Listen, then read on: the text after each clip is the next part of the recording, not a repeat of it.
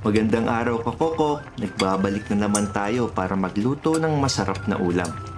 Ang pinangat sa kamatis na pampano. Kung nagsawa na kayo sa karne, pwedeng-pwede to. Sobrang dali lang lutuin ito kahit nakapikit kayo kaya.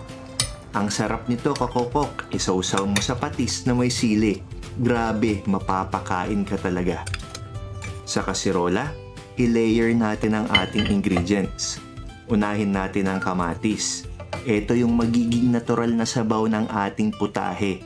Mas maraming kamatis, mas masarap. Mas hinog ang kamatis, mas may tamis ang sabaw. Lagyan din natin ng bawang para malinamnam at maaroma. Sibuyas, nakakadagdag tamis at aroma din ito. At pag naluto, nagbibigay ng kaunting lapot sa sabaw. At syempre, hindi pwedeng mawala ang luya, pang-alis lansa. At syempre, ang star nitong dish natin, ang pampano. Dalawa lang yan na hinati ko. Katulad ng nilagay natin nung una, mag-layer ulit tayo ng kamatis, bawang, sibuyas, at luya. Lagyan natin ng siling haba. Optional ito pero sinasabi ko sa inyo, mas masarap pag meron nito.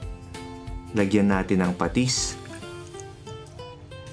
Maglagay tayo ng asin, rock salt para mas malinamnam. Kaunting asukal, pangbalanse sa asim at alat. Nilalagyan ko nito lalo na't hindi ako gumamit ng artificial seasoning. Wisikan din natin ng kalamansi, dagdag asim at para mas lasang fresh ang ulam. Lagyan din natin ng kaunting tubig. Takpan lang natin, lutuin natin sa malakas na apoy.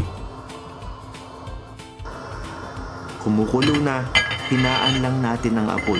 Pakuluan lang natin for 12 to 15 minutes or hanggang malusaw yung kamatis. Tikman natin. Kulang pa sa alat, lagyan pa natin ng kaunting patis. Lagyan din natin ng pechay para may gulay. Kung meron kayong mustasa, mas okay yun kung trip nyo. Pagluto na ang pechay, okay na yan. Kung nagustuhan nyo tong video, please subscribe or follow at pakishare na din kakoko. Maraming salamat sa panonood.